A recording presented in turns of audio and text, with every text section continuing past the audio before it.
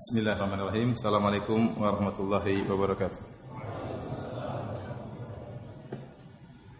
Alhamdulillahi ala ihsanih wa syukru lahu ala taufiqihi wa amtinanih wa asyhadu an la ilaha illallah wahdahu la syarika lahu ta'ziman li sya'nih wa asyhadu anna Muhammadan abduhu wa rasuluhu da'ila ridwanih.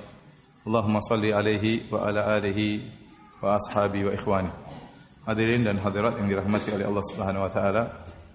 InsyaAllah pada malam hari ini kita akan mencoba untuk mendulang faedah-faedah yang bisa kita dapatkan dari surat Al-Insan. Surat Al-Insan. Karena surat ini panjang, insyaAllah kita jadikan dua kajian. Ya. Yang pertama adalah kajian hari ini dan insyaAllah kelanjutannya kita lanjutkan pada kajian pekan depan insyaAllah ta'ala. Surat Al-Insan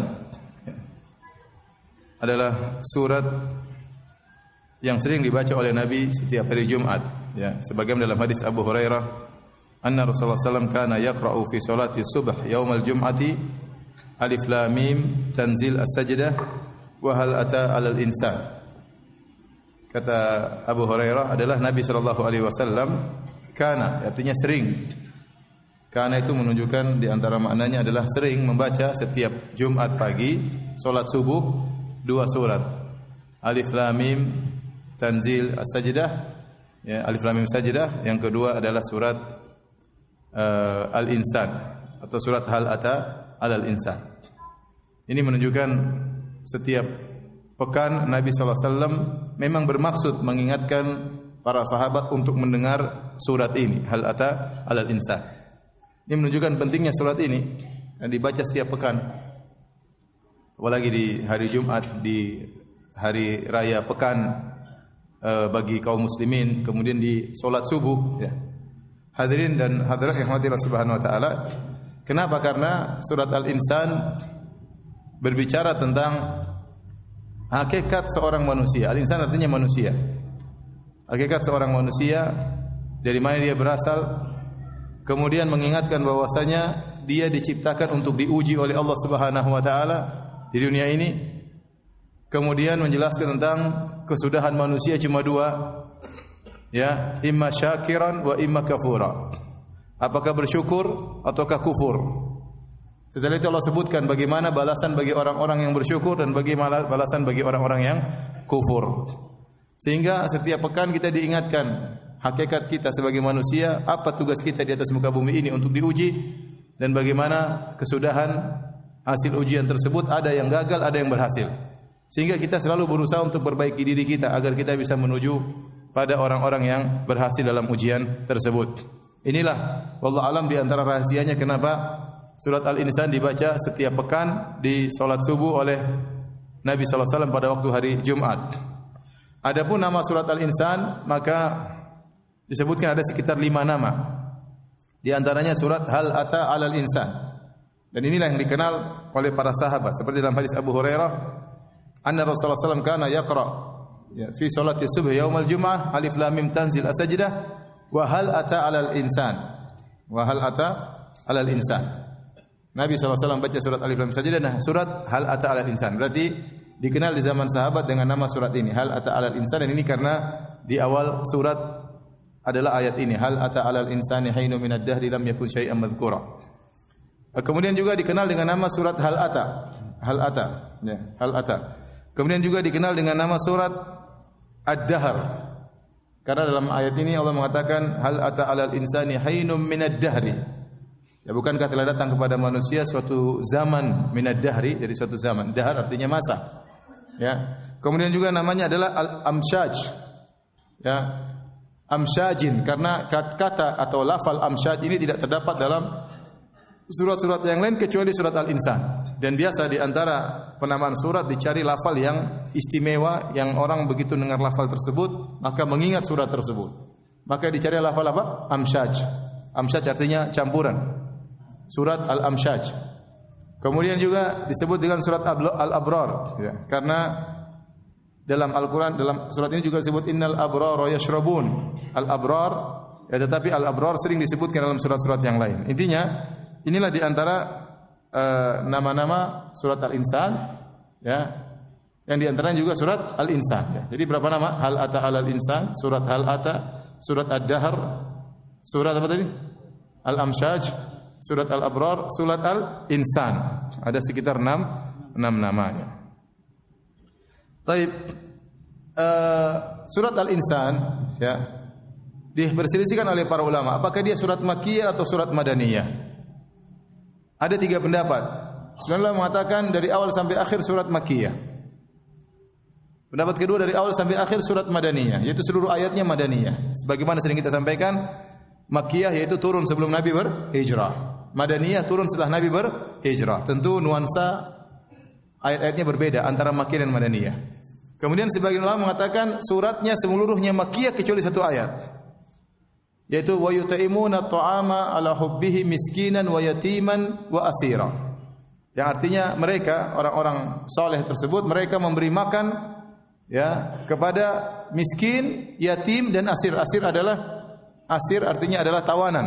Ada tawanan. Inilah ayat yang menjadikan sebagian ulama memandang bahwasanya dalam surat Al-Insan ada ayat Madaniyah atau seluruhnya Madaniyah. Kenapa? Karena tawanan tidak terjadi kecuali setelah Nabi di Madinah. Waktu Nabi SAW masih berdakwah di Mekah, Nabi tidak punya tawanan. Bahkan Nabi diusir, bahkan Nabi disiksa, para sahabat disiksa. Dakwanya dihalang-halangi, bagaimana bisa punya tawanan? Oleh karenanya kata wa yut'imuna at'ama ala hubbihi miskinan wa yatiman wa asira, dan mereka ciri-ciri orang saleh adalah memberi makan kepada fakir miskin, kepada anak yatim, kepada tawanan, menunjukkan bahwasanya ayat ini adalah ayat Madaniyah, turun di kota Madinah. Tetapi dibantah oleh sebagian ulama, dan yang ini pendapat yang lebih kuat, bahwasanya seluruhnya adalah Makkiyah. Dari awal sampai akhir adalah Makkiyah. Kenapa? Karena nuansa ayat-ayat Makkiyah tentang hari kiamat, ya, tentang orang-orang yang mendustakan akhirat, ya, tentang penciptaan. Ini semua nuansa ayat-ayat Makkiyah sebagaimana yang sudah kita bahas dalam surat-surat Juz Ammah. Isinya seperti itu, ya. Mengingatkan tentang hari akhirat. Ini rata-rata adalah ayat Makkiyah. Adapun ayat penyebutan miskinan wa yatiman wa asira tentang tawanan, maka tidak menunjukkan bahwasanya itu harus di Madinah, karena orang-orang Arab dahulu juga mereka sering menawan. Terjadi pertikaian di antara mereka, peperangan di antara kabilah, sehingga ada yang ditawan. Dan itu sudah dari dulu. Maka tidak harus, maksudnya adalah setelah peperangan antara Islam dengan kafir, ya.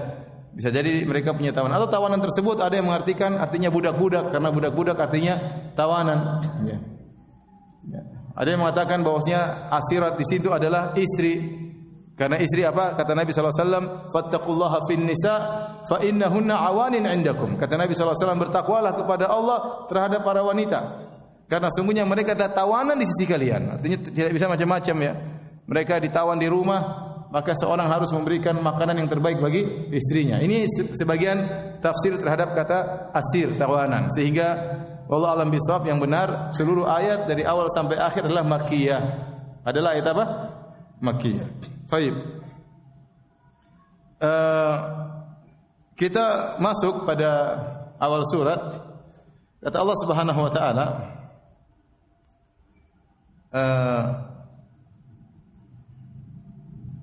hal ata 'alal insani hinu minad dahri.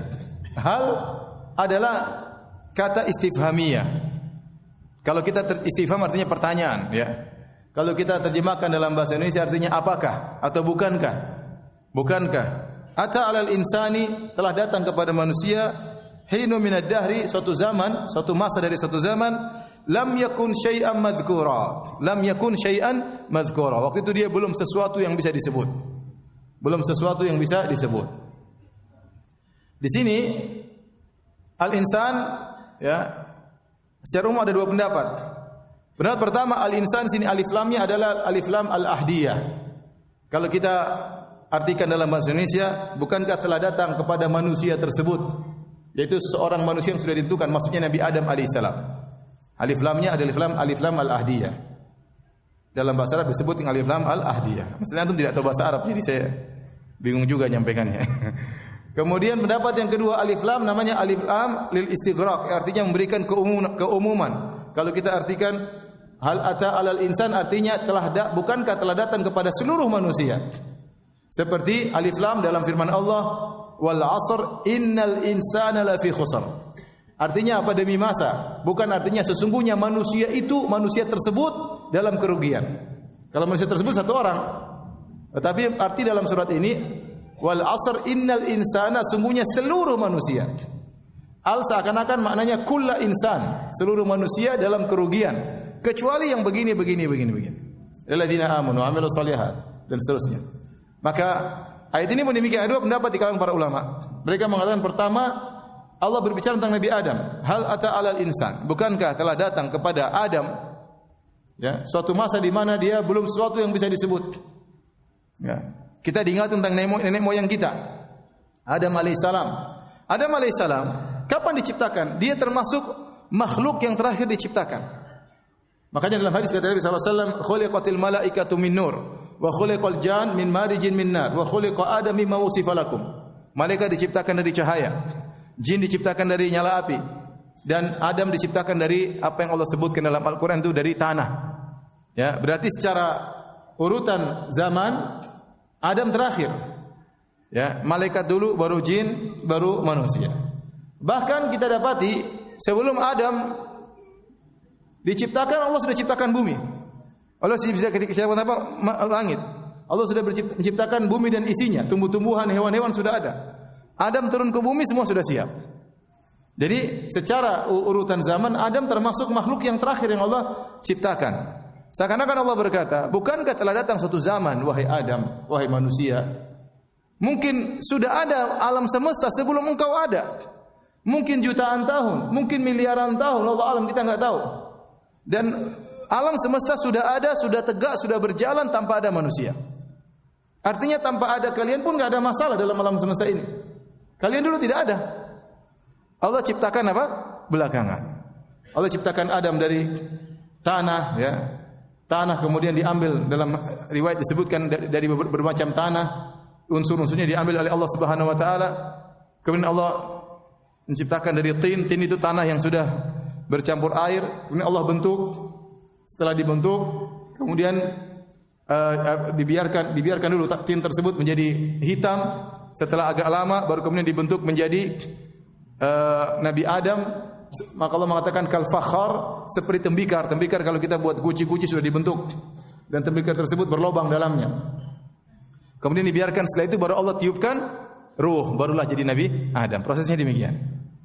Dari tanah diambil dari berbagai macam tanah di bumi, kemudian dicampurkan dengan air menjadi tin. Setelah itu dibiarkan beberapa lama, kemudian dibuat menjadi semacam tembikar, ya, kal fakhar, ya. Kemudian setelah itu baru ditiupkan ruh. Sama seperti waktu Allah menyuruh Nabi Isa alaihissalam untuk membuat burung, diambillah tanah liat, dibuat burung, kemudian ditiup oleh Nabi Isa alaihissalam, jadilah patung burung tersebut menjadi apa? Burung beneran. Ya. Nah, Allah mengingatkan, bukankah telah datang satu zaman di mana engkau bukanlah sesuatu yang disebutkan. Yang nyebut Adam pun tidak ada, ya. Ya, tidak ada dan tidak disebutkan. Jadi tingkatan ketiadaan ada dua. Yang pertama tidak ada tapi sudah disebut-sebut. Tidak ada tapi sudah disebut-sebut. Ya. Contohnya apa?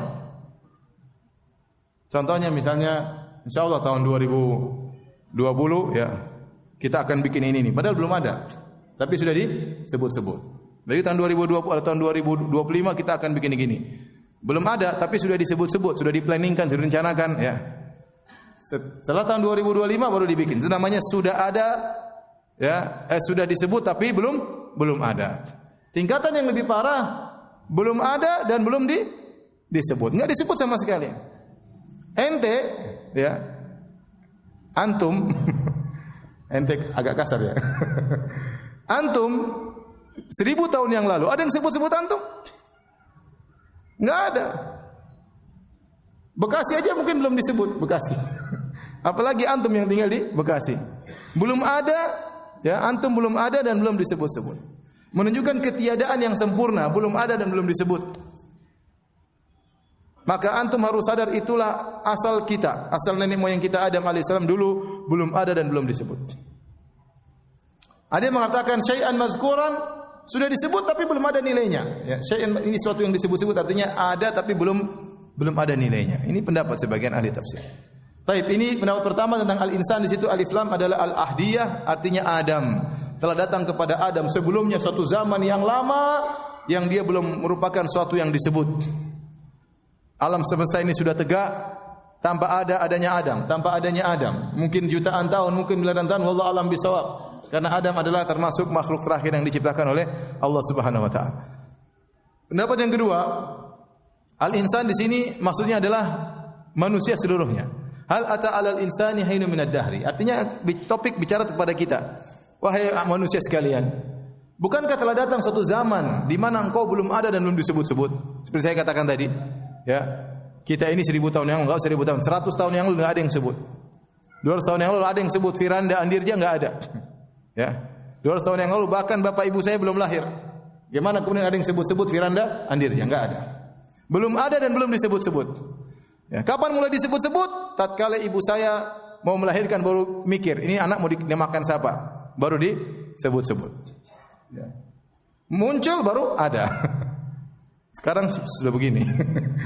Jadi mau saya, kalau kita bicara 200 tahun yang lalu enggak ada. Kita ini siapa? Enggak ada apa-apanya. Belum ada dan belum disebut-sebut. Maka di sini hal ata 'alal insan, hal di sini dia adalah istifham tetapi maknanya qad. Sungguh telah datang kepada manusia suatu zaman di mana dia belum sesuatu yang disebut. Dan ini disebutkan oleh Al-Farra, ahli bahasa. Hal di sini karena pertanyaan bisa dua, ya. Bisa artinya takriri untuk menekankan, bisa artinya ingkari untuk mengingkari. Pertanyaan, contoh untuk menekankan. Misalnya saya mengatakan, dan ini banyak dalam Al-Quran, ya. Istifham ada dua pertanyaan. Apa tujuan istifham bertanya? Bukan bertanya tentang kejahilan, sudah tahu jawabannya. Istifham itu bertanya, question bisa artinya untuk bertanya sesuatu yang dia tidak tahu jawabannya. Tapi kalau Allah yang bertanya, Allah sudah tahu jawabannya belum? Sudah. Maka tinggal dua tujuannya, untuk menekankan atau untuk mengingkari. Contoh untuk menekankan, seperti saya bilang, saya sudah kasih makan seseorang atau saya sudah bayar utang seorang, saya bilang, bukankah saya sudah bayar? Bukankah saya sudah bayar? Artinya menekankan, saya telah bayar. Itu namanya pertanyaan untuk menekankan. Untuk mengingkari, misalnya saya bilang, apakah ada yang mampu bikin seperti saya? Apakah ada yang mampu bikin mobil seperti karya saya? Artinya tidak ada yang mampu, misalnya. Ya, untuk mengingkari tidak seorang pun mampu membuat model mobil seperti yang saya buat, misalnya bagi seorang penemu misalnya, ya. Ya. Maka ada dua fungsi istifham dan ini akan banyak takarrar, akan banyak terulang-ulang dalam Al-Qur'anul Karim. Sehingga sering para ulama mengatakan ini istifham adalah istifham takriri, istifham untuk menekankan, yang satu namanya istifham ingkari, untuk mengingkari, atau lil jahad, untuk juhud, untuk mengingkari. Dan ini juga disebutkan oleh Al-Imam Al-Bukhari dalam sahihnya tentang surat ini, dan ditakrir oleh Ibnu Hajar rahimahullah dalam Fathul Bari. Dan yang benar bahwasanya istifham di sini, pertanyaan di sini adalah untuk takriri, untuk menekankan. Oleh karenanya hal bukankah boleh kita artikan dengan sungguh, qad. Karena tujuannya untuk menekankan. Allah berkata seakan-akan sungguh telah datang kepada manusia suatu zaman di mana mereka bukanlah sesuatu yang disebut. Bukanlah sesuatu yang disebut. Agar mereka tahu diri, tidak sombong, tidak angkuh. Ya, agar mereka ingat bahwasanya ada yang menciptakan mereka, agar mereka tunduk kepada yang menciptakan mereka. Allah Subhanahu wa taala berfirman, "Inna khalaqanal insana min nutfah." Sungguhnya kami telah menciptakan manusia min nutfah. Di sini menguatkan pendapat yang kedua bahwasanya al-insan di situ bukan maksudnya Adam saja, tetapi seluruh manusia. Karena setelah Allah menciptakan, mengatakan bukankah manusia dulu ada suatu zaman mereka tidak disebut sama sekali. Setelah itu Allah menyebutkan tentang penciptaan mereka dari nutfah, dan kita tahu Adam diciptakan bukan dari nutfah. Adam diciptakan dari apa? Dari tanah tadi. Ya. Tanah dari bermacam-macam dikumpulkan oleh Allah menjadikan Adam. Makanya Adam punya anak berwarna-warni juga. Ya. Ya, ada yang putih, ada yang hitam. Ya. Karena tanah asal penciptaan Adam berwarna bermacam-macam. Ya. Taib. Jadi yang benar pendapat kedua bahwasanya al-insan di sini adalah untuk seluruh manusia. Oleh karenanya topik pembicaraan ini kepada kita semua. Hal ata 'alal insan. Sungguh telah datang kepada kalian wahai manusia. Kalian sudah, kita juga termasuk. Kata Allah, inna khalaqnal insana min nutfah.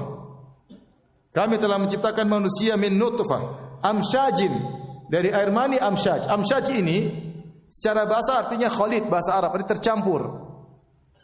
Apa ini maksud dengan bercampur di sini? Ada khilaf kalau kita kembali kepada perkataan para salaf tentang makna amsyaj. Ya. Ada yang mengatakan amsyaj artinya ikhtilat ma'ir rajul wa ma'il mar'ah. Percampuran antara air mani laki-laki dengan air mani perempuan. Artinya air mani laki-laki dengan sel ovum wanita. Karena itulah asal muasal penciptaan manusia. Bertumbuhnya sperma dengan sel ovum. Jadilah nutfah kemudian jadi manusia. Ini pendapat yang kuat ini. Ini pendapat yang kuat. Dan ini dahulu orang-orang Arab menyangka bahwasanya mereka tidak punya ilmu pengetahuan. Mereka menyangka manusia itu berasal dari sperma lelaki saja. Perempuan itu hanya fungsinya sebagai WA, hanya sebagai bejana untuk menampung sperma tersebut agar tumbuh. Mereka tidak tahu bahwasanya proses terjadinya manusia itu percampuran antara sperma lelaki dengan sel ovum apa? Dari wanita. Maka Allah jelaskan bahwasanya nutfah yang untuk menjadi manusia itu bukan sekedar sperma lelaki. Makanya Allah mengatakan amsyajin. Min nutfatin amsyajin. Kami ciptakan manusia dari nutfah yang merupakan hasil percampuran. Untuk mengajari kepada orang-orang Arab dahulu, orang Arab Badui, bahwasanya manusia terjadi dengan proses pertemuan sperma dengan sel ovum, tidak seperti persangkaan mereka. Pendapat yang kedua, maksudnya amsyajin adalah tahapan-tahapan yang bercampur terhadap nutfah tersebut, sperma tersebut. Tadinya sperma, kemudian menjadi mudghah, segumpal daging, ya kemudian menjadi sperma, kemudian alaqah, sebagai daging kecil yang menggantung, kemudian mudghah, kemudian menjadi daging, kemudian menjadi kasaunal idhama lahma, kemudian tulang membungkus daging tersebut, kemudian menjadi manusia. Kata mereka inilah nutfah, maksudnya amsyaj, bercampur, maksudnya proses dia berubah dari satu ke yang lain. Ini dibantah oleh Ibnu Jarir At-Tabari, tafsir ini kurang kuat. Kenapa? Karena Allah berbicara tentang nutfah ta'. Adapun nutfah sudah berubah menjadi alaqah, menjadi mudghah, itu sudah bukan dinamakan nutfah lagi. Apalagi sudah dibungkus dengan tulang, itu sudah bukan namanya apa? Nutfah. Padahal topik pembicaraan Allah tentang apa? Nutfah, tetes air. Ya. Kemudian pendapat berikutnya bahwasanya namanya nutfah dikatakan amsyaj karena di nutfah itu ternyata ada berbagai macam campuran-campuran. Untuk menjadikan nutfah tersebut butuh dengan campuran-campuran. Wallahu alam dengan campuran-campuran tersebut. Apakah dengan unsur-unsur apa, dengan gizi apa, wallahu alam. Ya.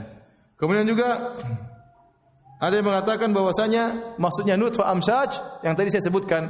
Nutfah itu kalau ini kembali kepada Nabi Adam, bahwasanya nutfah terdiri atas bermacam-macam, ya, sehingga manusia itu tabiatnya juga bermacam-macam karena nutfah itu bermodel-model. Tapi saya katakan pendapat yang kuat, maksudnya amsyaj di sini adalah percampuran antara sperma dengan sel ovum wanita. Apa tujuannya kata Allah? Nabtali. Kami ini menciptakan manusia, ya, nabtali, untuk mengujinya, agar kita sadar bahwasanya kita diciptakan oleh Allah itu adalah untuk diuji. Makanya ikhwan, antum berusahalah punya hafalannya. Kalau antum hafal surat ini, antum dengar setiap hari Jumat pagi, antum betah mendengarnya. Tapi kalau antum enggak punya hafalan, antum dengar imam kok lama sekali. Karena antum tidak tahu artinya. Ya, kalau tahu artinya, tahu tafsirnya, kita merasa lezat, khusyuk di belakang imam. Dia baca mau cepat mau pelan, kita ngerti maknanya, sehingga kita seakan-akan dibawa alur cerita oleh sang imam. Ya. Makanya Ibnu Jarir At-Tabari mengatakan, saya heran bagaimana seorang bisa merasa lezat baca Al-Quran kalau dia tidak tahu tafsirnya. Ya, kita bilang kelezatan bertingkat-tingkat, ya. Tapi maksud saya, antum belajarlah bahasa Arab, ya. Mau belajar bahasa Arab tidak? Mau ragu-ragu. Belajar bahasa Arab, kemudian berusaha untuk mengerti maknanya, itu ada kelezatan tersendiri tatkala kita membaca Al-Quran. Kata Allah, nabtalihi, kita ciptakan manusia, nabtalihi adalah untuk mengujinya. Ya. Jadi Allah menyebutkan nikmat yang Allah berikan kepada manusia, bahwasanya dia diciptakan dari air mani dan prosesnya. Tujuannya apa? Adalah untuk menguji manusia. Allah menciptakan kita bukan untuk abas, untuk sekedar bermain-main, bersenda gurau, hanya sekedar tanpa tujuan, tidak. Abas itu tanpa tujuan, tidak ada. Allah menciptakan semuanya karena ada hikmah. Tidak ada perbuatan Allah yang tanpa hikmah. Semuanya adalah dengan hikmah. Tidak seperti kita manusia, kita melakukan sesuatu terkadang main-main, enggak ada tujuan, hanya sekedar ngabisin waktu, hanya sekedar membuang waktu, enggak tahu bingung bikin apa. Tapi Allah seluruh perbuatannya pasti ada hikmahnya. Tatkala Allah menciptakan manusia, tujuannya adalah untuk nabtalihi, untuk mengujinya. Dan ini banyak dalam Al-Qur'an. Ya. Alladzi khalaqal mauta wal hayata liyabluwakum. Yang menciptakan kematian dan kehidupan untuk menguji kalian. Inna ja'alna ma 'alal ardi zinatan laha linabluwahum ayyuhum ahsanu amala. Kami menciptakan perhiasan di atas muka bumi dengan berbagai macam kenikmatan untuk menguji manusia. Jadi Allah jelaskan, Allah ciptakan kita ini untuk apa? Diuji. Nabtalihi. Dan kata Allah Subhanahu wa taala, faja'alnahu sami'an basira.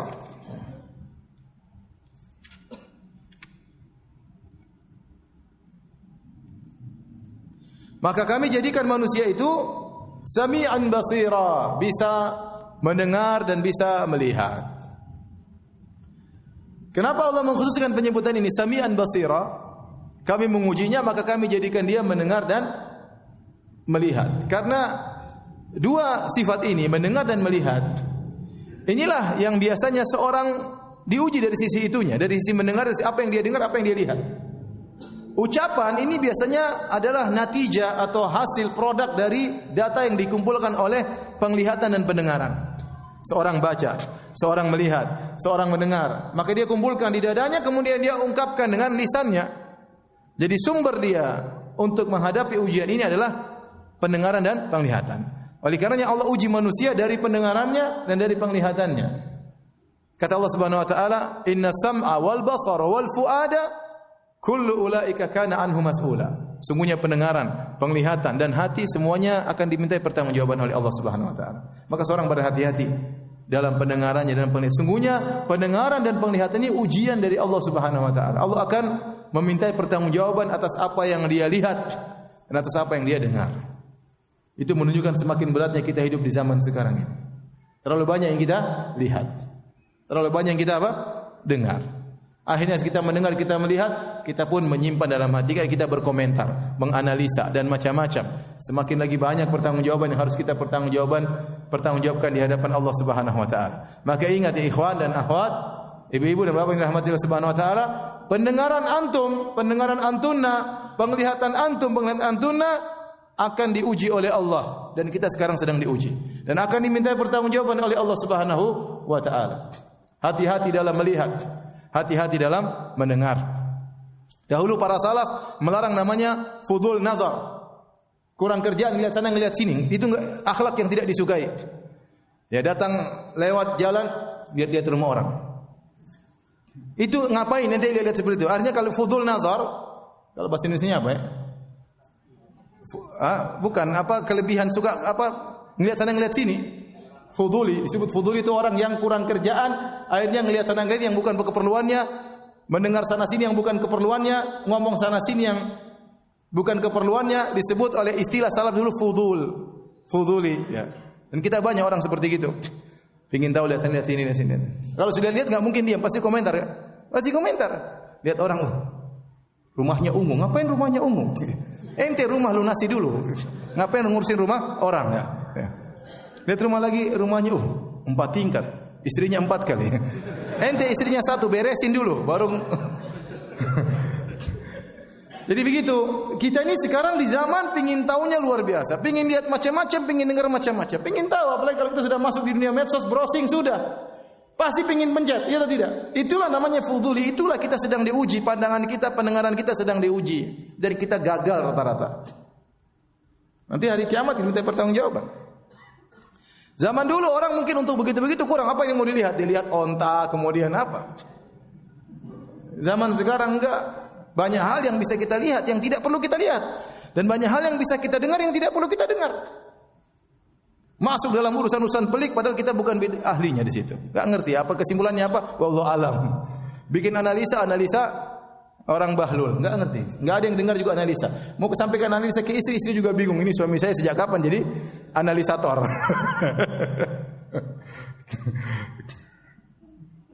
Baik, ini mengingatkan kita. Ini makanya disunahkan kalau kita di Madinah, setiap pekan kita dengar surat ini. Hampir imam-imam itu baca.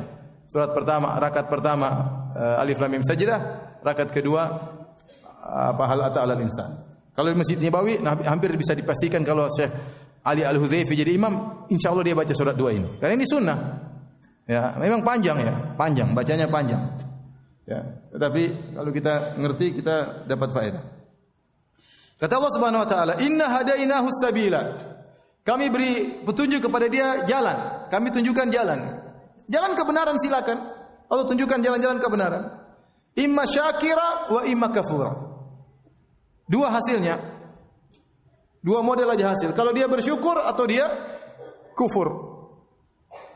Subhanallah. Perhatikan dalam ayat ini. Allah sebutkan hasil. Setelah Allah uji pendengaran, penglihatan seorang, Allah bilang, imma syakiran wa imma kafura. Kalau dia tidak bersyukur, dia kufur. Ini kembali lagi kepada bahasa Arab. Syakir dalam bahasa Arab artinya isim fa'il, yang artinya bersyukur. Kafur dalam bahasa Arab artinya sifah mubalaghah. Kalau kita terjemahkan bahasa ada hiperbolanya. Kalau kita terjemahkan dalam bahasa Indonesia, sangat kufur, ada sangatnya. Tatkala Allah menyebutkan syukur, Allah tidak mengatakan sangat syukur. Tapi tatkala Allah bilang kufur, Allah mengatakan sangat kufur. Allah bilang ada dua model manusia, imma syakiran wa imma kafura. Kalau enggak jadi bersyukur, jadi sangat kufur. Kenapa kata para ulama? Karena Allah tidak menuntut antum bersyukur dengan sangat tinggi karena manusia tidak mampu. Antum yang penting cukup dikatakan seorang bersyukur sudah bisa masuk surga. Mau bisa bersyukur dengan semestinya antum tidak bakalan mampu. Karena nikmat yang Allah berikan kita terlalu banyak. Kita tidak bisa bertanggungjawabkannya. Nabi SAW lihat bagaimana Nabi beribadah sampai kakinya bengkak, hatta tatawarram qadamah, sampai kedua kakinya bengkak. Dalam riwayat hatta tatafattar qadamah, sampai kedua kakinya terbelah-belah. Kenapa? Aisyah bertanya, kata Nabi, afala akunu abdan syakuran. Kenapa aku tidak menjadi seorang hamba yang pandai bersyukur? Maka Allah tidak, kalau antum menjadi syakur itu luar biasa. Berarti antum sudah masuk pada yang lebih hebat, wali-wali Allah. Tapi Allah mengatakan syakiran, artinya antum bersyukur sudah bisa masuk surga. Tapi itu kita tahu surga bertingkat-tingkat. Ya. Tetapi waktu Allah mengatakan kafur, Allah tambah kata sangat. Kalau dia bersyukur atau menjadi orang yang sangat kufur, artinya kalau seorang kufurnya sedikit-sedikit, kufur nikmat, ya terkadang lalai sedikit, Allah mungkin masih maafkan. Tidaklah Allah mengadab dia kecuali dia apa? Kafur, sangat kufur. Kufur sini maksudnya sangat tidak berterima kasih, sangat lupa dengan nikmat Allah Subhanahu wa taala, baru kemudian dia akan diazab oleh Allah Subhanahu wa taala. Ya. Maka ini subhanallah, apalagi yang kurang dari rahmat dan baiknya Allah Subhanahu wa taala. Kemudian setelah Allah menyebutkan model manusia ada dua, ada yang syakir, ada yang kafur, maka Allah sebutkan tentang bagaimana balasan mereka di neraka Jahannam bagi orang yang kafir dan bagaimana balasan bagi orang-orang yang syukur. Kata Allah Subhanahu wa taala, "Inna a'tadna lil kafirina salasila wa aglala wa sa'ira." Sungguhnya kami siapkan bagi orang-orang yang kafir salasil, yaitu rantai-rantai. Wa aglalan, belenggu-belenggu. Berarti azab itu berbagai macam model. Allah mengadab manusia di neraka Jahannam dengan berbagai macam apa? Model siksaan. Ada salasil, ada rantai-rantai. Mereka diikat dengan rantai, ditarik dengan rantai. Ada aglal belenggu. Tangan mereka dibelenggu, kaki mereka dibelenggu. Ada sa'ira, ada neraka, api neraka yang dinyalakan dengan berbagai macam model azab. Ya. Oleh karenanya ada yang diazab di wail, di lembah, ada yang diazab dengan sanurkihu Allah suruh dia manjat gunung yang sangat tinggi, yang sangat panas dengan berbagai macam siksaan. Di antaranya yang Allah sebutkan di sini salasila wa aglalan wa sa'ira. Itu ada rantai, ada belenggu dan ada api yang dinyalakan oleh Allah Subhanahu wa taala. Setelah itu Allah Subhanahu wa taala sebutkan tentang para penghuni surga, orang-orang yang bersyukur. Innal abrara yashrabuna min ka'sin kana mizajuha kafura. Sungguhnya orang-orang al-abrar. Al-abrar jamak dari al-bar atau al-bar, yaitu orang yang sangat baik. Sebenarnya Allah mengatakan sebagaimana pernah kita sebut dalam tafsir juz amma, al-bar secara bahasa menunjukkan keluasan. Ya. Makanya dikatakan daratan dengan al-bar, ya, karena menunjukkan keluasan. Sehingga tidaklah dikatakan seorang bar atau seorang abror kecuali dia melakukan kebajikan yang banyak. Ya, ini tingkatan surga tertentu, ya. Al-abror. Kalau dia bersedekah, dia sedekahnya banyak. Kalau dia salat malam, salat malamnya banyak. Kalau dia baca Quran, dia baca Qurannya banyak. Ya, kalau dia salat sunnah, dia salat sunnahnya banyak. Ya, bukan sekedarnya tidak, tapi dia benar-benar baik. Ya. Sebenarnya Allah mengatakan al-abrar mengumpulkan dua, yaitu berbuat baik kepada Allah dan tidak mengganggu orang lain. Makanya sebenarnya Allah mengatakan apa yang disebut dengan orang soleh. Orang soleh itu orang yang menunaikan hak Allah dan hak manusia. Hak Allah dia tunaikan, hak manusia dia tunaikan. Kewajibannya kepada orang tuanya dia tunaikan, kewajibannya kepada istrinya dia tunaikan, kewajibannya kepada suaminya dia tunaikan, kewajibannya kepada anak-anaknya dia tunaikan, kewajibannya kepada saudaranya, kepada tetangganya dia tunaikan. Dia tidak menahan hak orang lain. Kalau dia sudah menunaikan hak Allah dan sudah menunaikan hak manusia, dia sudah tunaikan, maka dia adalah orang yang saleh, dia adalah orang yang abrar. Sebenarnya Allah mengatakan seperti riwayatnya dari Ibnu Umar radhiyallahu anhu berkata, "Innama sammahumullahu jalla thana'uhu al-abrara li'annahum barrul aba wal abna." Perhatikan sini, ini tafsir Ibnu Umar. Ibnu Umar berkata, sungguhnya mereka penghuni surga ini disebut dengan al-abrar, orang-orang yang berbakti. Kenapa? Karena mereka berbakti kepada orang tua mereka dan berbuat baik kepada anak-anak mereka. Jadi benar-benar dia perhatikan orang tuanya dan benar-benar perhatikan anak-anaknya. Sebagian orang sama orang tua Masya Allah perhatian, sama anak-anak kurang perhatian. Sebagian orang ya tadi anak-anak dibiarkan saja, dibiarkan bebas, dikasih apa yang mereka inginkan, tidak pernah diperhatikan baca Qur'annya, tidak pernah diperhatikan salatnya, tidak pernah dibangunkan untuk salat, tidak pernah dikasih wejangan dengan alasan karena berbagai macam kesibukan, maka dia bukan orang abrar. Sebagian orang hanya berbuat baik kepada anaknya, orang tuanya tidak pernah dia perhatikan. Anaknya apa yang diinginkan dia berikan, orang tuanya tidak pernah dia jenguk, jarang dia telepon, jarang dikasih hadiah, tidak dikasih uang bulanan padahal dia punya uang berlebihan. Maka dia bukan orang abrar. Ada orang lebih parah dua-duanya, orang tua tidak diperhatikan, anak pun tidak dia perhatikan. Dia pikir anak cuma dunia yang dia kasih. Ya, kalau hanya kasih supaya anak makan tumbuh besar, hewan juga bisa. Hewan juga bisa. Yang membedakan kita dengan hewan adalah bagaimana mendidik anak, mentarbiyah anak menjadi anak yang baik. Ya kita berjuang, hasilnya serahkan kepada Allah. Yang penting kalau Allah tanya kita di akhirat, kita bilang saya sudah berbuat baik kepada anak saya. Ini yang saya bisa lakukan. Nah, jika seorang sudah berbakti kepada ibunya, berbuat bapak dan ibunya, berbuat baik kepada anaknya, maka dikatakan al-abrar sebagaimana pendapat Ibnu Umar radhiyallahu taala anhuma. Ya, kemudian juga dalam riwayat al-abrar alladzina la yu'dzuna ahadan. Namanya al-abrar adalah yang tidak mengganggu seorang pun. Jadi ingat, antum ingin jadi abrar, banyak berbuat kebaikan, tunaikan hak Allah, tunaikan hak manusia.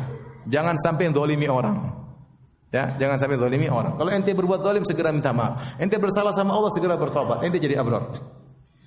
Kata Allah, yashrabuna min ka'sin kana mizajuha kafura. Mereka minum dari al-ka'as. Al-ka'as yaitu gelas yang sudah ada isinya, itu disebut ka'as. Al-ka'as yaitu gelas yang sudah ada isinya, bukan gelas kosong. Jadi mereka minum dari gelas yang sudah berisi dengan khamar di akhirat, ya, yang disediakan oleh para pelayan-pelayan di sana.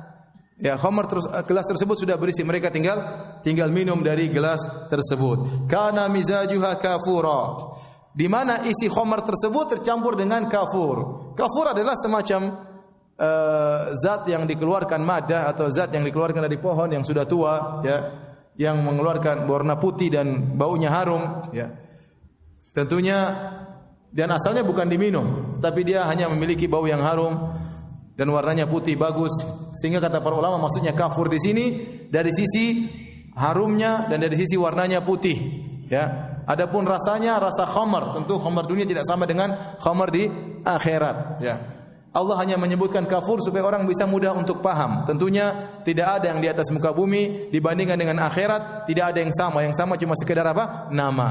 Hakikat berbeda.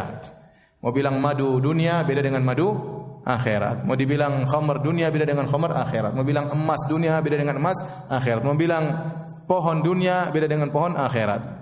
Bayangkan pohon akhirat, kata Allah, kata Nabi, ma min syajarin illa wasaquha min dhahab. Tidak ada satu pohon pun di akhirat, di surga, kecuali batangnya terbuat dari emas. Ya, tentu sangat beda. Ya.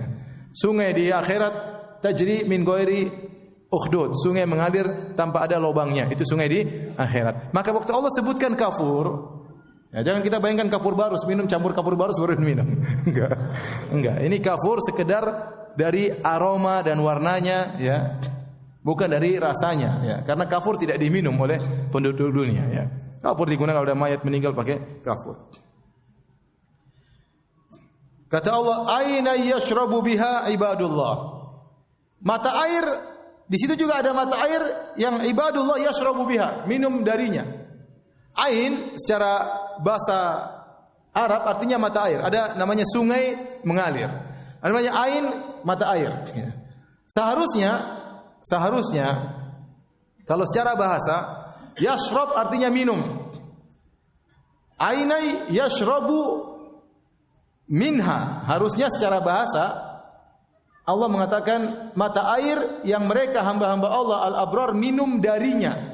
Min artinya darinya. Tetapi ternyata Allah menggunakan biha. Biha artinya dengan. Maka susah untuk kita bayangkan maknanya. Mata air yang mereka minum dengannya. Harusnya kan minum darinya, iya atau tidak? Ini namanya ada uslub dalam Al-Quran yang disebut dengan uslub at-tadmin, yaitu ada kata kerja verb yang dimasukkan dalam kata kerja tersebut. Kata kerja di sini maksudnya minum. Tapi seharusnya kalau minum, yaitu minum darinya. Saya minum dari gelas misalnya. Bukan minum dengan gelas. Kalau minum gelas berarti saya bukan minum isinya. Saya bukan mengatakan saya minum dengan air, tapi saya minum dari apa? Air di gelas. Tapi Allah menggunakan biha dengan kata dengan. Kok bisa demikian? Ini bukan penggunaan orang Arab. Orang Arab tidak berbicara dengan seperti ini. Maka para ulama menjelaskan itu namanya ada metode tadmin, yaitu ada isyarat kata kerja yang tersembunyi dalam suatu kata kerja. Maksudnya bagaimana? Di akhirat, di surga, orang-orang minum bukan karena kehausan. Orang-orang minum bukan karena kehausan. Paham? Tapi karena apa? Berlezat-lezat. Berlezat-lezat. Karena tidak ada yang haus, tidak ada yang lapar. Kata Allah Subhanahu wa taala, "Innalaka alla tajua fiha wa la ta'ra wa annaka la tazma'u fiha wa la tatha." Wahai Adam, kalau kau masuk surga, kau tidak akan lapar, kau tidak akan kepanasan dan kau tidak akan haus. Tidak akan haus. Ini minum di surga bukan karena haus. Ya. Kalau disebut yashrabu minha, minum darinya seakan-akan karena haus. Sehingga Allah ingin menyatakan dalam lafal minum tersebut ada makna kelezatan. Dan kelezatan kata gandengnya pakai bi, yaltadzu biha. Kalau bahasa Arab. Susah juga saya jelaskan. Ada kata gandeng. Saya pergi ke. Ya, itu kata gandengnya apa? Ke. Kalau dengan saya makan dengan sendok, bukan saya makan ke sendok, paham? Paham? Nah, dalam bahasa Arab minum kata gandengnya itu dengan. Dari saya minum dari gelas misalnya. Sementara lezat itu pakai bi. Saya berlezat-lezat dengan. Paham? Nah, sekarang bahasanya saya minum dengan. Kata para ulama maksudnya saya minum dari mata air tersebut dengan penuh kelezatan. Dengan penuh kelezatan supaya orang tidak menyangka kalau Allah hanya mengatakan minum dari mata air seakan-akan karena haus. Padahal minum karena kelezatan, maka Allah menggunakan bi. Allah menggunakan, kenapa Allah tidak mengatakan berlezat-lezat dengan mata air? Nanti disangka berlezat-lezat hanya memandang saja. Padahal kelezatan tersebut dengan merasa, dengan dzauq. Paham tidak? Wallahu alam. Ini pembahasan sangat indah dalam ilmu tafsir. Tapi tadi saya berusaha dekatkan dengan bahasa Indonesia. Mudah-mudahan antum mengerti. Kalau antum bahlul bukan salah saya. Baik, kita azan dulu ya. Salat nanti kita lanjutkan. Wallahu taala alam bisawab. Bismillahirrahmanirrahim. Alhamdulillah, salatu wassalamu ala Rasulillah wa ala alihi wa sahbihi wa ala. Selanjutkan, ya, Allah Subhanahu wa taala menyebutkan aina yashrabu biha ibadullahi, mata air yang keluar yang mereka minum dan berlezat-lezat dari mata air tersebut. Kata Allah, yufajjirunaha tafjira, yang mereka tafjir yaitu mengeluarkan mata air tersebut dengan sebanyak-banyaknya, ya.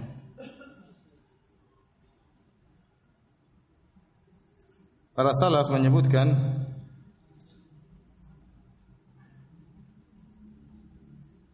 bahwasanya maksudnya yufajjiruna tafjira yaitu mereka ibadullah, ketika mereka hendak minum mereka tinggal mengeluarkan air dari mata air. Dimanapun mereka berada air mata air bisa keluar. Sebagian salaf mengatakan mereka pegang tongkat tinggal tunjuk keluar di situ, tinggal tunjuk keluar di situ. Dimanapun mereka berada mata mereka bisa yufajjirun, mereka bisa mengeluarkan mata air. Jadi mereka tidak perlu jalan mencari mata air. Tapi kapan saja mereka butuhkan mata air, mereka tinggal tunjuk mata air maka akan keluar dan mereka minum dari situ. Ya, itu makanya Allah sebutkan yufajjirun, mereka yang mengeluarkan. Ya, yufajjiruna tafjira. Ini adalah nikmat yang luar biasa. Tatkala kita membaca kenikmatan yang luar biasa Allah berikan kepada al-abrar, maka kita akan bertanya, bagaimana cara kita bisa mendapatkan nikmat-nikmat tersebut? Ya, orang yang baca ayat ini tentu bertanya, bagaimana bisa meraih kenikmatan yang luar biasa tersebut? Maka Allah langsung kasih jawabannya. Allah sebutkan tentang sifat orang-orang saleh, sifat-sifat al-abrar yang mereka berhak untuk mendapatkan nikmat-nikmat tersebut. Yang pertama kata Allah, yufuna bin nadri. Mereka menunaikan nazar mereka. Di sini nazar yang benar adalah bukan maknanya nazar yang sebagaimana kita ketahui saja. Nazar itu berjanji kepada Allah, saya akan begini, saya akan bersedekah sekian kalau saya begini, ya. Apalagi nazar tersebut kata para ulama nazar yang makruh, innama yustakhraju minal bakhil. Nazar, ya, dikeluarkan dari orang yang bakhil yang mengatakan kalau saya sehat, saya akan bersedekah sekian. Kalau enggak sehat, enggak jadi bersedekah. Itu namanya nazar muqayyad dan itu hukumnya makruh. Beda dengan nazar mutlak. Nazar mutlak itu dia tidak menyebutkan syarat. Kalau nazar muqayyad, tadi kalau saya lulus, kalau saya sehat, kalau saya begini, saya akan begini. Itu namanya nazar muqayyad, nazar bersyarat dan ini hukum asalnya makruh. Tapi kalau dia sudah terlanjur bernazar maka dia harus tunaikan. Bukan nazar itu, wallahu alam bisawab yang dimaksud, tapi nazar maksudnya seorang mengilzamkan dirinya untuk saya akan begini meskipun tanpa ada syarat, ya. Atau dia maksudnya bernazar menunaikan nazarnya artinya dia benar-benar menjalankan ketaatan kepada Allah. Dia sudah bertekad dalam dirinya saya akan selalu salat 5 waktu di masjid misalnya. Dia bertekad kalau saya punya uang saya akan umrah dan dia tunaikan semuanya. Dia tunaikan semuanya. Oleh karenanya kata para ulama Allah menggunakan kata fi'il mudhari'. Fi'il mudhari' itu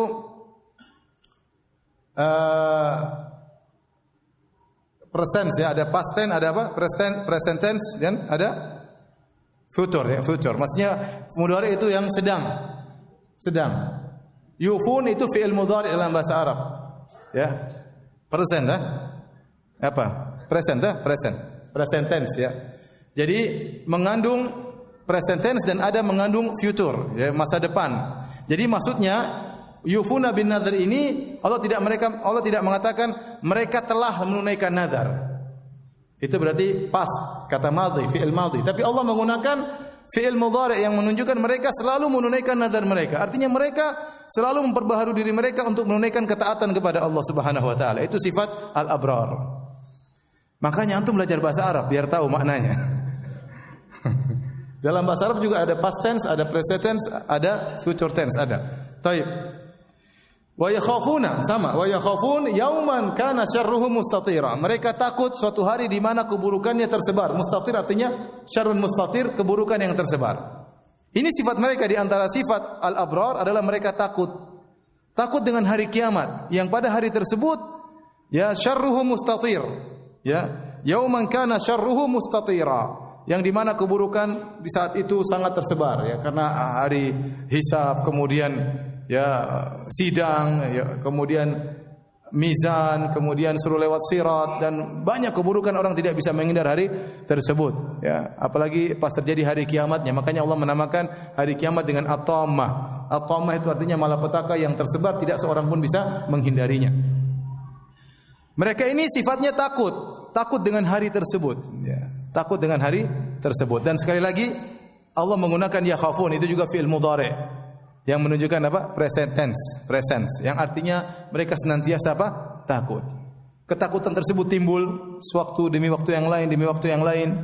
Takut dengan hari tersebut, takut kalau mereka dihisab, sehingga mereka senantiasa beramal saleh, ya.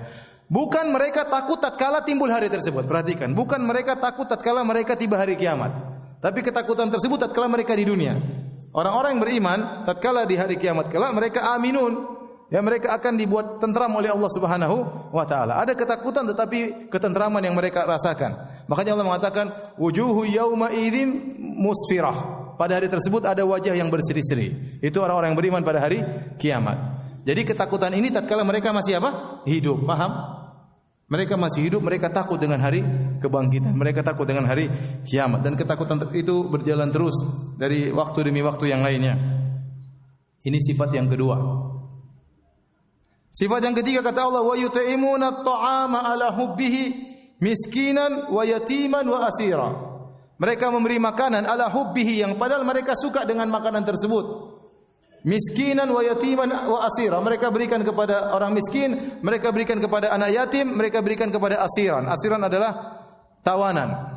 Perhatikan di sini, yang mereka lakukan adalah memberi makanan, dan memberi makanan ini adalah sifat yang sangat mulia dalam Al-Qur'an, sangat banyak disebutkan tentang memberi makan, dan dalam hadis-hadis Nabi juga banyak menyebut tentang keutamaan memberi makanan. Ya ayuhan nas, ya afsyus salam wa atimut ta'am, wahai manusia sekalian, kata Nabi sallallahu alaihi wasallam, tebarkanlah salam, berilah makanan, ya.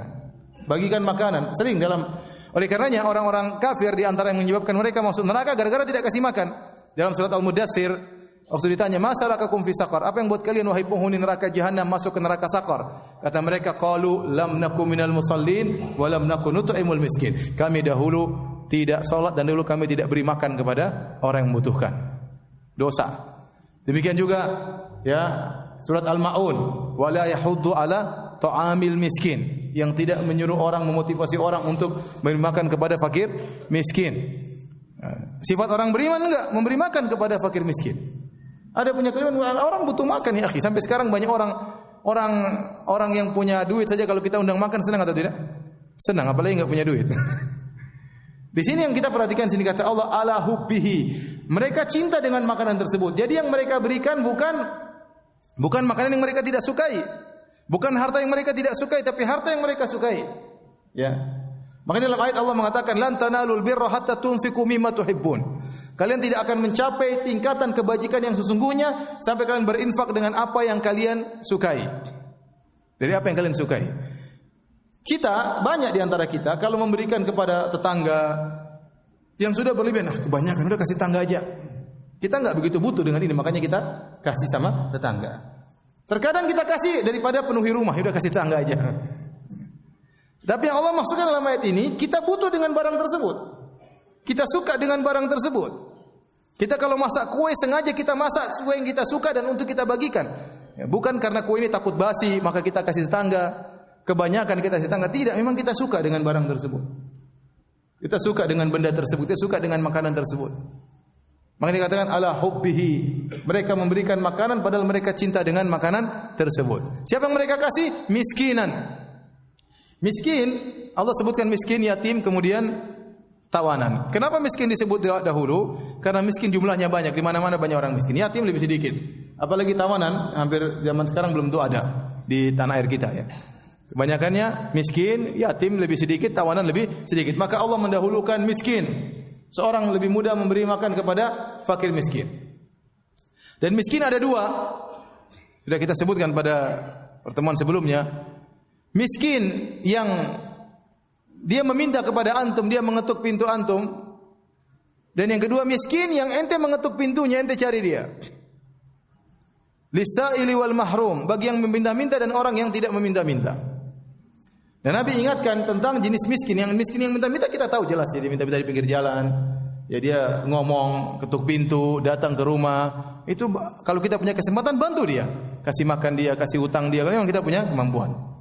Ada miskin jenis kedua yang Nabi isyaratkan dalam hadis Sahih Bukhari dan Sahih Muslim, kata Nabi sallallahu alaihi wasallam, "Laisal miskin alladhi tarudduhu luqmatu wala luqmatan, wala tamratu wala tamratan. Walakinnal miskin." Bukanlah miskin itu yang dikasih 1 butir korma, 2 butir korma, sesuap nasi, 2 suap nasi, kemudian selesai. Ini Rasulullah bicara tentang miskin yang umum, yaitu orang minta-minta, dikasih selesai. Ya. Tetapi miskin yang sesungguhnya yaitu alladzi yata'affaf, yaitu miskin yang dia perlu tapi dia tidak minta-minta. Ini yang Nabi mengatakan ini miskin yang sungguhnya, carilah dia. Dalam riwayat kata Nabi sallallahu alaihi wasallam, walakinnal miskin alladzi la yajid ghinan yughni ya wala yuftanu bihi. Yaitu seorang miskin adalah seorang yang dia punya penghasilan tapi tidak mencukupi. Dan orang tidak tahu tentang ketidakcukupannya tersebut. Fa yutasaddaq alaihi, maka orang pun tidak kasih sedekah sama dia. Wala yaqumul yas'al, dan dia pun tidak minta-minta sama orang. Ini miskin jenis kedua yang harus kita cari. Ya. Jadi ada orang miskin yang dia tidak minta-minta ya. Kata Allah Subhanahu wa taala, yahsabuhumul jahilu aghniya'a minat ta'affuf. Orang-orang jahil tidak mengerti, menyangka dia orang kaya padahal dia miskin. Kenapa dia disangka orang kaya? Karena dia ta'affuf, dia menahan diri, tidak meminta-minta. Dia malu, tidak meminta-minta. Orang yang lihat disangka dia orang kaya padahal dia dalam kondisi apa? Susah. Kata Allah, ta'rifuhum bisimahum. Kau bisa kenal dia dari ciri-cirinya. Orang-orang begini mereka tidak minta, tapi kita tahu ciri-cirinya. Ya, akhi, orang miskin, orang susah sama orang kaya beda raut wajahnya, itu tidak. Ya, orang kaya jelaslah kaya, ketawa ketiwi senang-senang. Orang miskin sedih, murung. Meskipun bajunya mungkin bagus, tapi dia mungkin miskin. Mungkin dia kerja tapi enggak cukup, mungkin dia jualan, mungkin dia kerja di kantor, mungkin bolehlah dia pakai baju berdasi, ternyata tidak cukup keperluannya. Tadi kata Nabi, wala yajid ghinan yughni. Dia punya penghasilan tapi tidak cukup. Ini orang kita cari, apalagi teman-teman kita di masjid, kita lihat ya. Kita bisa tahu dari kondisinya, dari raut wajahnya, ya. Dari kesedihannya, dari dia berdoa menangis, pasti ada masalah ini. Ya. Kenapa ditolak terus? Kita tahu dari raut wajahnya. Misalnya, ada sebagian orang anaknya sampai berminggu-minggu tidak sekolah, padahal sudah waktu masuk sekolah. Kenapa? Ternyata bukan apa-apa, ternyata tidak bisa beli baju sekolah. Dia tidak bisa bayar uang masuk, uang pendaftaran. Sekolah bikin uang pendaftaran lagi, mendaftar setiap daftar bayar lagi. Tidak mampu, gimana mau sekolah? Sebagian sekolah mempersyaratkan kalau tidak lunas tidak boleh sekolah, tidak bisa terima raport. Sekolah begitu sekarang. Anak tidak sekolah, kita cari kenapa?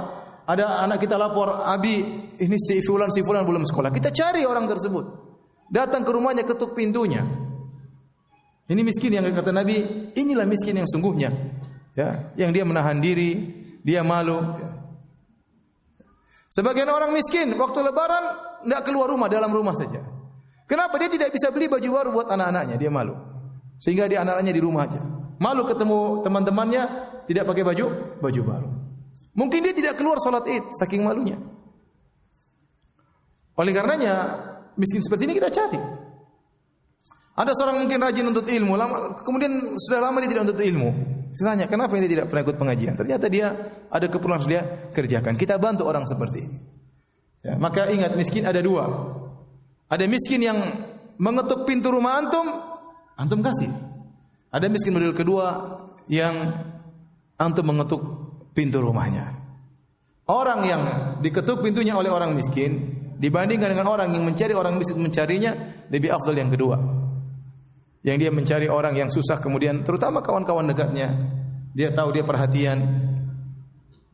Dia kata Allah, ta'rifuhum bisimahum la yas'aluna an-nasa ilhafa. Kau tahu dari ciri mereka tidak minta-minta kepada orang lain. Tapi meskipun tidak minta-minta, kita bisa melihat ciri mereka, kesusahan dari raut wajahnya, dari kesedihannya dan yang lainnya.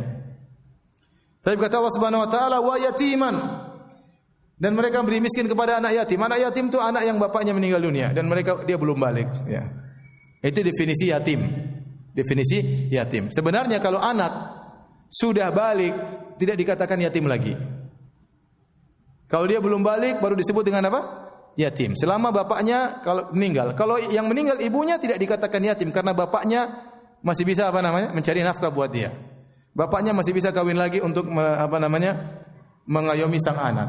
Tapi dikatakan yatim kalau bapaknya meninggal dan dia belum balik. Kalau dia sudah balik dia bisa kerja. Kalau yang perempuan sudah balik bisa dinikahi. Ini secara syar'i itu namanya yatim. Tetapi kebanyakan yatim-yatim di tanah air kita atau dimanapun kalau sudah balik berubah menjadi miskin. Paham? Dia mungkin sudah tidak yatim tapi masih miskin. Sekolah enggak ada yang tanggung, enggak ada yang perhatian sama dia. Maka lanjutkan aja, enggak ada masalah. Apakah dia yatim atau dia miskin, tetap lanjutkan, kita membiayai kehidupannya. Ya. Kemudian kata Allah wa asira. Wa asira artinya orang yang ditawan. Dan ini dalil bahwasanya berbuat baik kepada orang kafir juga dapat pahala. Meskipun disebutkan terakhir. Miskin, yatim asir. Kenapa? Karena asir kebanyakan tawanan orang kafir biasanya. Biasanya orang kafir, dan ini ijma' ulama bahwasanya orang yang berbuat baik kepada orang kafir dapat pahala jika memang itu mendatangkan kemaslahatan. Apalagi kalau kita membantu orang muslim. Jadi kalau ada bencana misalnya menimpa orang kafir, kita bantu. Meskipun agama berbeda, enggak ada masalah. Allah menyuruh kita untuk membantu orang kesusahan, muslim ataupun kafir, ya. Muslim ataupun kafir. Setelah itu, setelah Allah menyebutkan beberapa amalan, Allah berkata, innama nut'imukum liwajhillah. Mereka berkata, kata para ulama dalam hati mereka, innama nut'imukum liwajhillah. Sungguhnya kami ini beri makan kepada kalian karena Allah. La nuridu minkum jazaan wala syukura. Kami tidak butuh balasan dari kalian dan kami tidak butuh terima kasih dari kalian. Ini adalah yang mereka lakukan ikhlas. Karena Allah jelaskan, berbuat baik kepada orang yang beri makan kepada orang lain hanya bisa berpahala kalau ikhlas. Innamal a'malu binniyat, amalan tergantung niat. Kalau tidak ikhlas percuma. Maka Allah ingatkan, kalau Anda berbuat baik, muamalah Anda dengan Allah bukan dengan mereka. Maka innama nut'imukum liwajhillah. Kita ini beri makan kepada kalian karena Allah. Allah yang suruh mencari keridhaan Allah. Bukan mengharap balasan dari kamu, bukan mengharapkan balasan dari kamu dan kata terima kasih. Tadi seperti orang miskin, bukti kita mencari ridha Allah, kita cari dia. Kalau orang bilang, kenapa ente tidak bantu si fulan? Ya, kalau dia perlu kan dia datang sama saya. Kalau dia tidak datang, saya berarti tidak perlu. Jangan begitu. Allah suruh kita cari. Nabi suruh kita cari orang tersebut. Ya, kita tunggu dia merendahkan diri baru kita bantu. Tidak juga. Ada orang yang dia pemalu, dia tidak berani minta. Dia enggak enak. Maka kita yang datang, kita tawarkan bantuan kepadanya. Ya. Ini menunjukkan keikhlasan seseorang. Oleh karena Aisyah radhiyallahu taala anha, kalau dia memberi bantuan kepada orang, dia kirim budak perempuannya kasih. Kemudian dia mengatakan, jangan dulu pergi, tunggu apa yang diucapkan oleh orang tersebut. Apa yang didoakan orang tersebut, Aisyah tidak ingin balasan doa tersebut. Aisyah mendoakan dia supaya doa dia dibalas dengan doa Aisyah, sehingga pahala sedekah tetap Allah ganti di akhirat. Di hadapan Anda punya pilihan, terima kasih dan balasan dari manusia, atau Anda menunggu balasan dari Allah Subhanahu wa taala. Kalau Anda ingin mendapatkan balasan dari Allah, al-abrar yang tadi minum, yang tadi begini, yufajjiruna tafjira, yang dapat nikmat di akhirat, maka jangan berharap dari manusia terima kasih maupun balasan, balas jasa, enggak perlu. Enggak perlu. Dan itu berat. Tapi itulah sifat orang-orang yang al-abrar, bahwasanya mereka memberi bantuan ikhlas karena Allah Subhanahu wa taala, tidak mengharap jazaan wala syukura. Terima kasih maupun balasannya. Baik, sampai di sini saja kajian kita. Saya lagi malas jawab pertanyaan. Minta uzur ya. Sampai sini saja kajian kita. Insyaallah kita bertemu pekan depan, kita selesaikan surat Al-Insan biidznillah taala. Subhanakallah bihamdik asyhadu an la ilaha illa anta astaghfiruka wa atubu ilaik. Assalamualaikum warahmatullahi wabarakatuh.